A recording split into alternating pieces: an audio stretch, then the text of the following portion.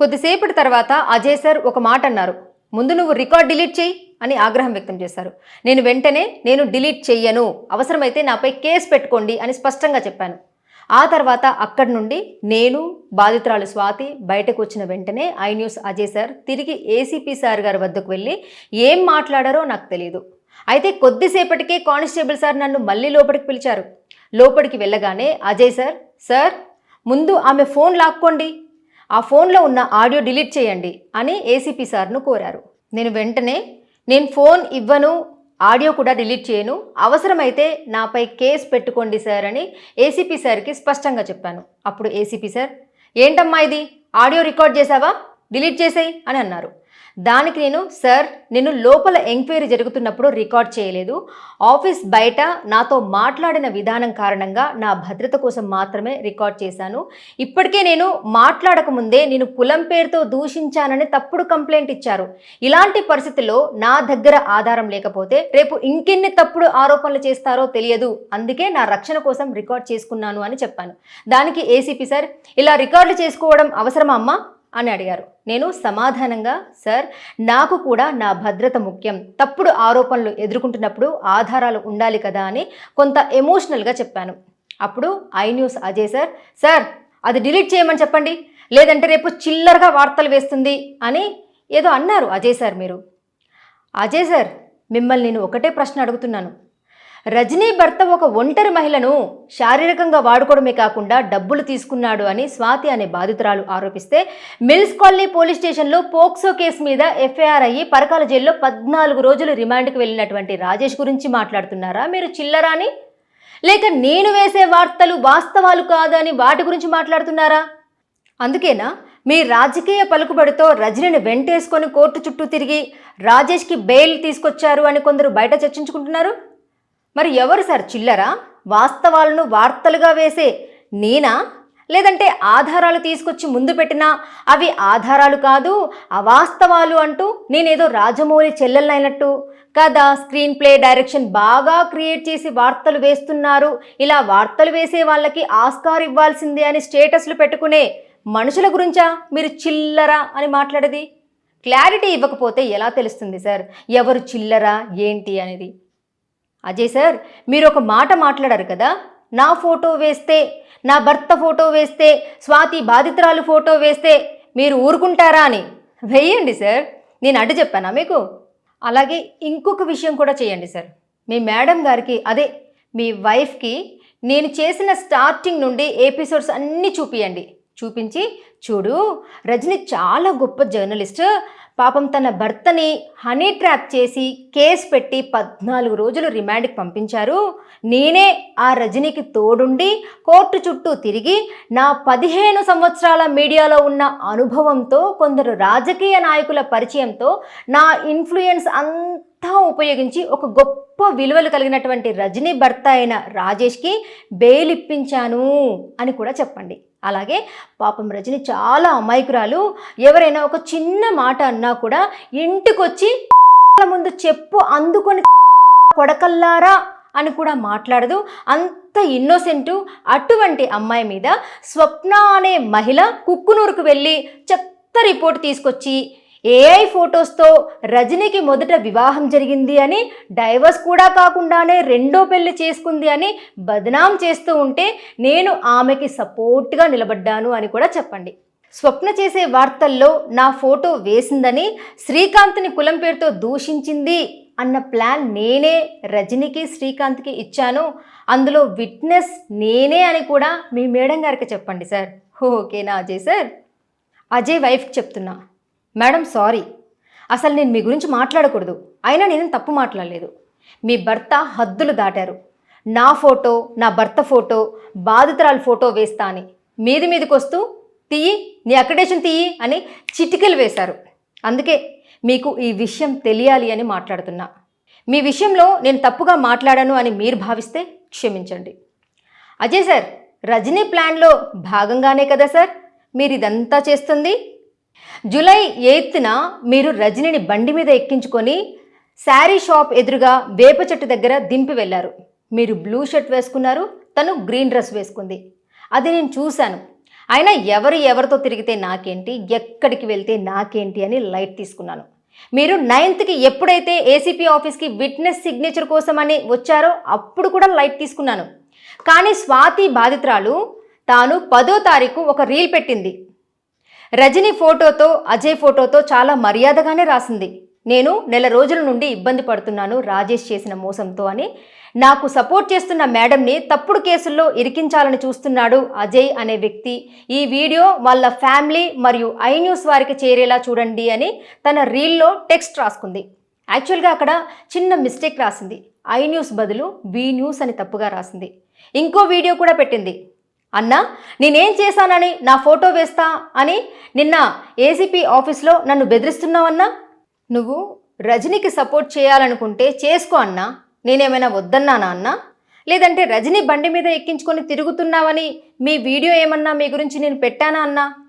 బాధితురాలు ఫోటో వేస్తా అని పదే చెప్తున్నావు అక్కడ ఏసీపీ ఆఫీస్లో అని రీల్స్లో పెట్టుకుంది. వెంటనే అజయ్ సారు మట్టెవాడ పోలీస్ స్టేషన్కి వెళ్ళి స్వాతి మీద కంప్లైంట్ ఇచ్చారు. సార్ చూడండి, మార్నింగ్ నుండి నాకు చాలా కాల్స్ వస్తున్నాయి, బండి మీద ఎవరిని ఎక్కించుకొని తిరుగుతున్నావని. చూసే వాళ్ళందరూ ఏమనుకుంటారు సార్ అని పోలీస్ స్టేషన్ దగ్గర కూర్చున్నారంట అజయ్ సార్. ఆ వీడియో కూడా అమ్మాయి నాకు పెట్టింది. మేబీ ఆ అమ్మాయి కూడా చూసి ఉంటుందేమో మీ ఇద్దరు బండి మీద వెళ్ళినప్పుడు. తనది కూడా వరంగలే కదా. నేను కూడా చూశాను అజయ్ని, రజనీని బండి మీద మొన్ననే అని స్వాతితో మాట్లాడాను. అయినా బండి మీద వెళ్ళినంత మాత్రాన తప్పేం కాదే. మరేదేదో తప్పైనట్లు, అబద్ధమైనట్లు అజయ్ సార్ అంత భయపడుతూ పోలీస్ స్టేషన్కి వెళ్ళి ఎందుకు స్వాతి మీద కంప్లైంట్ చేశారు అని డౌట్ వచ్చింది. అందుకే జూలై 8న ఎప్పుడైతే అజయ్ సార్ రజనీని బండి మీద చూశానో అది గుర్తొచ్చి జూలై 13న అజయ్ సార్ రజనీని దింపి కాసేపు మాట్లాడి అక్కడి నుండి వెళ్ళిన ప్లేస్కి వెళ్ళాను. ముందు ఫస్ట్ ఫ్లోర్కి వెళ్ళాను. అక్కడ ఒక మ్యూజిక్ సార్ ఉన్నారు. పలానా వాళ్ళు తెలుసా అని అడిగాను. లేదు అన్నారు. సెకండ్ ఫ్లోర్ వెళ్ళాను. వాళ్ళు రీసెంట్గానే వచ్చారు అన్నారు. తిరిగి గ్రౌండ్ ఫ్లోర్కి వచ్చాను. డోర్ కొడుతూ మేడం మేడం అని పిలిచాను. అసలు అక్కడ ఏం జరిగింది ఒకసారి ఆడియో వినండి. మేడం మేడం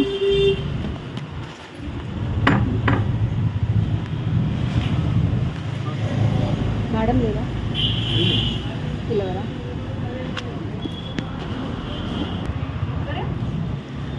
అర్చన మేడం బాగున్నారా? నేను స్వప్నని. మీరా? చెప్పండి. మొన్న రజనీ వచ్చారు కదా మేడం మీ దగ్గరికి, 4 days బ్యాక్ వచ్చారు కదా. అంటే ఊరికేనే వచ్చారా లేకపోతే ఏంటి? లేదు మామూలుగా ఇప్పుడు శ్రీకాంత్ అన్న ఐడియా ఉంది కదా, తననంట నేను ఏదో దూషించి ఆయన క్యాస్ట్ గురించి దూషించి పెట్టానంట. సో ఇలా పోలీస్ స్టేషన్కి ఎంటర్ అయ్యేటప్పుడు అన్నానంట ఒక మాట, బూతు మాట అన్నానంట. సో దానికోసం అని చెప్పేసి అని వచ్చారు కదా. నార్మల్గా ఎప్పుడైనా వస్తే నా దగ్గరికి విషయాలు ఏమి నేను అడగలేదు. అంతేనా? ఓకే. ఇక్కడ ఏదైనా షోస్ ఏమైనా ఉంటే వచ్చి కూర్చొని వెళ్తాను. అదే మొన్న 4-5 days చూసాను నేను. గ్రీన్ కలర్ డ్రెస్ వేసుకొని వచ్చారు చూడండి, అప్పుడు వచ్చారు కదా. నార్మల్గా వస్తుంది. అంతేనా? ఓకే. అయితే Ajay sir I news Ajay sir అన్నారు కదా, ఆయన బండి మీద వచ్చారు. సో అందుకోసం నా సరే దేనికబ్బా అని చెప్పేసి అని నేను. అజయ్ ఎవరో నాకు తెలియదు కానీ అంటే ఆయన తెలుసు, శ్రీకాంత్ తెలుసు కాబట్టి తెలుసు కానీ నార్మల్గా వస్తుంది. అవునా? మొన్న అజయ్ ఎక్కించుకొని వచ్చాడు బండి మీద. యాక్చువల్గా మన రజనీని నేను చూశాను. శ్రీకాంత్ తోటి అయితే నేను చూసిన రోజు గ్రీన్ డ్రెస్ వేసుకున్నారు. శ్రీకాంత్ తోటి తన బండి మీదనే వచ్చింది, తన ఓన్ బండి మీదనే వచ్చింది. అజయ్ దింపి వెళ్ళాడు. నేను చూశాను. యాక్చువల్గా పలకరిద్దాం అనుకునేసరికి దించేసి వెళ్ళిపోయాడు అజయ్ సార్. సరే కలుద్దాం అని చెప్పేసి అని ఆయననే విట్నెస్ పెట్టాడు. ఏది మన శ్రీకాంత్ ఇచ్చినటువంటి పిటిషన్ ఏదైతే ఉందో. అయితే ఇక్కడ ఏదో జ్యువెలరీ షాప్లో షోక్ అని వచ్చింది మేడం. ఓకే. వచ్చినప్పుడు అక్కడ ఏమైనా లేట్ అయితే కనుక ఒక 2 minutes వచ్చి కూర్చొని టీ తాగి వాటర్ తాగి వెళ్ళిపోతారు వాళ్ళు. ఇక్కడ ఏం మాట్లాడారు, ఏమన్నా ఉంటే ఎడిటింగ్ చేసుకుంటారు. అవునా? ఓకే. ఇక్కడ ఎడిటింగ్ కూడా ఉందా? వాళ్ళు ఫోన్లో చేసుకుంటారు. అదే వచ్చింది. ఏం అడగండి పర్సనల్స్. నా న్యూస్ టైం అయితే నేను వెళ్ళిపోతా, వాళ్ళు వెళ్ళిపోతా. 5-10 minutes కంటే ఎక్కువ కూర్చోరు. అంతేనా? ఓకే. అంటే మామూలుగా వచ్చింది కదా, అజయ్ సార్ని పట్టుకొని వచ్చింది కదా, అజయ్ సారే విట్నెస్ ఉన్నారు కదా. ఇప్పుడు బిఎల్ఓస్ వస్తున్నారు కదా, వాళ్ళేమో అనుకున్నా నేను యాక్చువల్లీ. అవునా? ఓకే. పర్లేదు. ఇప్పుడు అక్కడ వి న్యూస్లో చేస్తున్నారు మనం. టీవీ కమటం అక్కడికి వచ్చారా? మేము పిలిచినప్పుడు స్టార్టింగ్ రాలేదు అని చెప్పారు వేణు సార్. మేము అక్కడ చేస్తాం సార్. అక్కడ చేయబట్టి బులెటిన్. ఓకే. ఇక్కడ వి న్యూస్లో మానేస్తాం. బంద్ చేస్తారా? ఓకే. అదే కనుక్కుని మొన్న గ్రీన్ కలర్ డ్రెస్ తీసుకుని రజని వచ్చింది, తర్వాత శారీయా? Dress madam, dress green colour dress మొన్న రీసెంట్గా 4-5 డేస్ క్రితం అజయ్ దింపారు. దింపి తను వెళ్ళిపోయినా నేను అతన్ని క్యాచ్ చేసి సార్ ఏంటి అదని మాట్లాడదాం అనుకునేసరికి వెళ్ళిపోయారు. సరే నాకు వర్క్ ఉంది స్కూల్ అని చెప్పేసి అని వెళ్ళిపోయాను. 2 times వచ్చింది. ఒకసారి గ్రీన్ శారీనే కట్టుకొని వచ్చింది. డ్రెస్ వేసుకొని వచ్చింది. అప్పుడు అజయ్ సార్ దింపారు. మీరు అన్నట్టు తర్వాత వస్తే ఆమె బండి మీద రావచ్చు, కానీ శ్రీకాంత్ వచ్చినప్పుడైతే నేను బయట వరకు వచ్చింది. మీరు ఉన్నప్పుడు రాలేదు బయట వరకు, అప్పుడు అజయ్ దింపేసి వెళ్ళిపోయారు. అక్కడ వరకు వచ్చింది. ఇప్పుడైతే శ్రీకాంతే తీసుకెళ్ళిండు. తర్వాత అంతకుముందు నేను చూడలేదు. మీరు శారీ గురించి చెప్తున్నారు, బట్ డ్రెస్ తీసుకున్న రోజు మాత్రం అజయ్ దింపి వెళ్ళారు. ఓకే ఓకే, అదే కనుక్కున్నాను. Thank you. విన్నారు కదా, జస్ట్ అది నా సేఫ్టీ కోసం మాత్రమే ఆడియో రికార్డ్ చేసుకున్నాను. ఎందుకో తెలుసా, శ్రీకాంత్ అనే వ్యక్తిని కులం పేరుతో దూషించాను అన్నారు కదా ఇన్ఫ్లుయెన్సర్ రజని కెమెరామెన్. మరి నేను వెళ్ళే ప్లేస్ కూడా వాళ్ళకు సంబంధించిందే కదా అని రికార్డ్ పెట్టుకున్నాను. రేపు మళ్ళీ ఇంటికి వచ్చి తిట్టింది, దూషించింది అని ఎన్నైనా కంప్లైంట్లు ఇస్తారు పోలీస్ స్టేషన్లో. 10వ తరగతి పిల్లలు స్లిప్ టెస్ట్లు పెడితే రాసి టీచర్కి ఇచ్చినట్లు అంత సునాయాసంగా వెళ్ళి కంప్లైంట్లు ఇస్తున్నారు. వీళ్ళకంటే పని పాట లేదనుకుందాం. పాపం పోలీసు వాళ్ళకు కూడా లేదు అనుకుంటున్నారా ఏంటి? వాళ్ళ టైంని కూడా వృధా చేస్తున్నారు. నిజంగా సమస్య ఉంటే కంప్లైంట్ ఇచ్చినా ఒక లెక్క, కానీ దగ్గినా తుమ్మినా ఇంకేదో అన్నా కూడా పోయి కంప్లైంట్ చేస్తున్నారు కొందరు. బాధితురాలని ఇంటర్వ్యూ తీసుకున్నానని రజని మొదట మామునూరు పోలీస్ స్టేషన్లో కంప్లైంట్ ఇచ్చి ఫస్ట్ కాల్ చేయించింది, వీడియో డిలీట్ చేయమని. మేడం ఎవరండి? మేడం చెప్పండి మేడం. అవును వస్తానన్నాను. అయితే మా బాబుది అడ్మిషన్ ఉండే మేడం, అందుకోసమని వెళ్తున్నాను. అయితే ఆ అమ్మాయి స్వాతి అనే అమ్మాయి కూడా ఇవాళ కొంచెం ఏదో హెల్త్ బాగాలేదంట, రేపు వెళ్దాం మేడం అది అని చెప్పేసి అని కాల్ చేసి మాట్లాడింది. సరేలే నేను కూడా నేను వస్తాను అనుకున్నాను కానీ నాకు అక్కడ కాలేజ్ దగ్గర నుంచి కాల్ వచ్చింది మేడం. రేపు ఇద్దరం కలిసి వస్తాం మేము. ఏ పిటిషన్ ఏమని ఇచ్చింది మేడం అక్కడ పోలీస్ స్టేషన్లో? వీడియో గురించి సార్ రమ్మంటున్నారండి. అది ఇప్పుడు మీరు వైరల్ చేస్తే మళ్ళీ ప్రాబ్లం అవుతుంది కదా, ఆ వీడియో గురించి సార్ రమ్మంటున్నారు. అదే మేడం, నేను ఇప్పుడు ఇక్కడ అవైలబుల్లో లేను. నేను యాక్చువల్గా అడ్మిషన్కి అని చెప్పేసి అని నేను ఇక్కడికి వచ్చాను. నేను రేపు వస్తాను అని చెప్తున్నాను. మీకు వస్తున్నాయి ఒప్పుకుంటాను, కానీ మీరు ఆల్రెడీ పోస్ట్ చేసిండ్రు కదా ఒక వీడియో, ఆ వీడియో వైరల్ అవుతుంది కదా, మీరు రేపు ఎల్లుండి. లేదు రేపు వచ్చేస్తాను మేడం. రేపు నేను కంపల్సరీ స్వాతిని తీసుకొని వస్తాను. నేను రేపు ఈవినింగ్ కంపల్సరీ. ఓకే, నేను సార్కి చెప్తాను. చెప్పండి. ఒకవేళ మళ్ళీ కాల్ చేయమంటే చేస్తాను. ఓకే ఓకే ఓకే చెప్పండి సార్కి చెప్పండి. వైరల్ అవ్వడానికి ఏంటి మేడం, ఇక్కడ నేను న్యూసే కదా మేడం వేసింది, ఆరోపణలనే వేసాను. అందులో వైరల్ ఏముంది మేడం? నాకు తెలియదండి, సార్ చేయమన్నారు చేసిన. ఓకే సార్ మాట్లాడితే నేను మాట్లాడతానండి సార్ తోటి. Thank you so much. తర్వాత మిల్స్ కాలనీ పోలీస్ స్టేషన్లో కూడా ఇవ్వడానికి చాలా ట్రై చేసింది, కానీ కుదరలేదు. ఆ తర్వాత ఏసీపీ ఆఫీస్ నుండి సెకండ్ కాల్, ఇప్పుడు సుబేదారు నుండి థర్డ్ కాల్. సార్ నమస్తే సార్. నమస్తే, చెప్పండి సార్. కంప్లైంట్ వచ్చింది మీ మీద. ఎవరు సార్? ఆవిడ కూడా జర్నలిస్టేనంట. ఏదో ఆమె వాయిస్ రికార్డు చేసి ఆమె తెలియకుండా, ఆమె పర్మిషన్ లేకుండా రికార్డ్ చేసి దీంట్లో సోషల్ మీడియాలో పెట్టింది. గతంలో నాకు వాట్సాప్ లో న్యూడ్ వీడియో పంపించింది అని కంప్లైంట్ ఇచ్చారు. ఓకే అందు ఒకసారి రేపు మార్నింగ్ స్టేషన్ కాదు వస్తాను సార్. అర్చనా సార్ ఇచ్చింది? అర్చనా సార్ కంప్లైంట్ ఇచ్చింది? అర్చనని అనుకుంటాను, నాకు పేరు గుర్తులేదు సరిగా. ఇప్పుడు మీరు ఇక్కడే మన పోలీస్ స్టేషన్ దగ్గరలోనే ఉంటుందంట వాళ్ళ ఇల్లు. ఎవరు వాళ్ళ? అర్చన వాళ్ళ ఇల్లు. అర్చన కనయా పేరు అనేది వాయిస్ ఇక్కడ ఎవరు చేశారు మీరు? అవును సార్, అవును.